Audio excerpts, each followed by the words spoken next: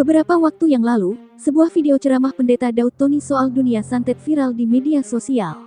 Daud Tony yang mengaku pernah menjadi dukun pengawal Presiden Susilo Bambang Yudhoyono (SBY) ini juga menceritakan hal-hal mistis yang dialami oleh SBY.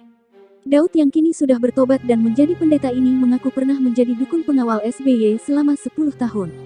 Dia juga mengaku tidak lagi mau mengawal siapapun presidennya ke depan. Hal ini diutarakan lantaran pernah menerima lawan yang sama-sama imbang dengan ilmunya. Daud mengaku orang tersebut adalah Sai Baba, tokoh yang dianggap dewa oleh warga India. Daud menceritakan, kekuatan ilmunya seimbang dengan Sai Baba dalam hal kekuatan batin, ilmu mistik, bahkan ilmu santet. Begini cerita Daud secara lengkap yang berhasil mengalahkan Sai Baba waktu itu. Saya dihubungi jenderal begini katanya, Daud kamu dipanggil ke Cikeas, saya temenin kamu. Saya datang, langsung ke Cikeas, saya lihat rumah di Cikeas ada santet ini, santet tingkat tinggi kiriman India. Langsung Ibu Yudhoyono ketemu saya, Daud saya panggil kamu pasti kamu tahu.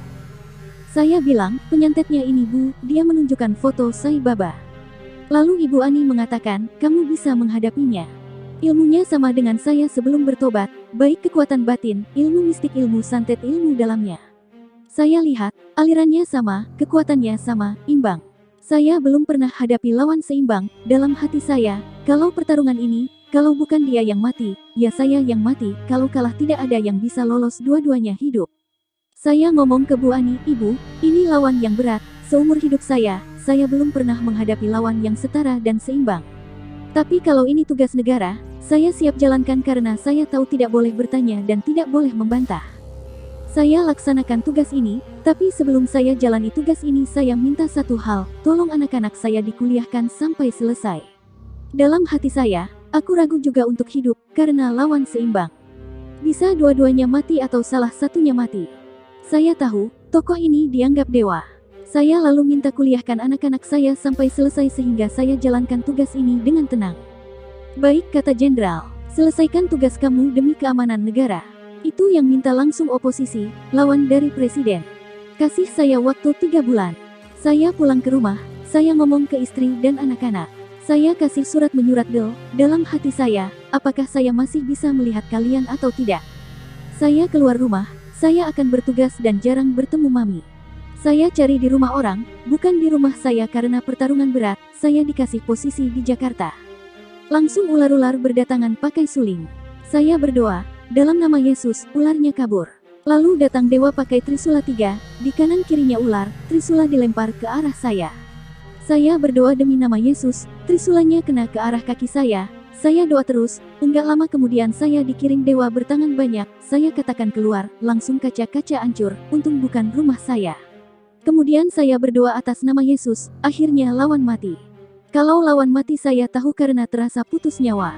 Selesai tugas. Lalu saya telepon, jenderal tolong dicek di India, target selesai, beres. Tahu enggak lawan saya siapa? Sai Baba, cerita SBY. Sementara itu, dalam buku SBY yang berjudul, Selalu Ada Pilihan, yang diterbitkan pada tahun 2014 silam, Presiden ke-6 itu menceritakan hal mistis yang pernah dialaminya di kediamannya di Cikeas. Di halaman 262 buku itu, SBY menceritakan saat sedang beraktivitas di perpustakaan dan tiba-tiba almarhum Ibu Negara Ani Yudhoyono berteriak memanggilnya. Saya segera berlari ke ruang tengah untuk mengetahui apa yang terjadi. Ternyata ada asap hitam tebal dan berputar-putar di langit-langit dan di tengah ruangan itu. Asap hitam itu bergerak ke timur seperti ingin menerobos ke kamar saya. SBY pun mengajak istri dan keluarganya untuk berdoa memohon pertolongan Allah SWT. Saya ajak mereka semua membaca surat Al-Fatihah. Saya sendiri melengkapinya dengan doa penolak bala dan kejahatan, tulis SBY dalam buku itu. Setelah membaca doa, asap tebal itu kemudian keluar dari rumahnya seperti ditiup angin. SBY beserta istri dan anak-anaknya selamat. Tetapi apakah pengakuan Daud Tony berkaitan dengan cerita SBY dalam buku Selalu Ada Pilihan? Hingga kini belum bisa dikonfirmasi. Begitu juga dengan serentetan pengakuan Daud Tony yang sampai menyebut nama almarhum Ibu Ani Yudhoyono, belum bisa dipastikan kebenarannya.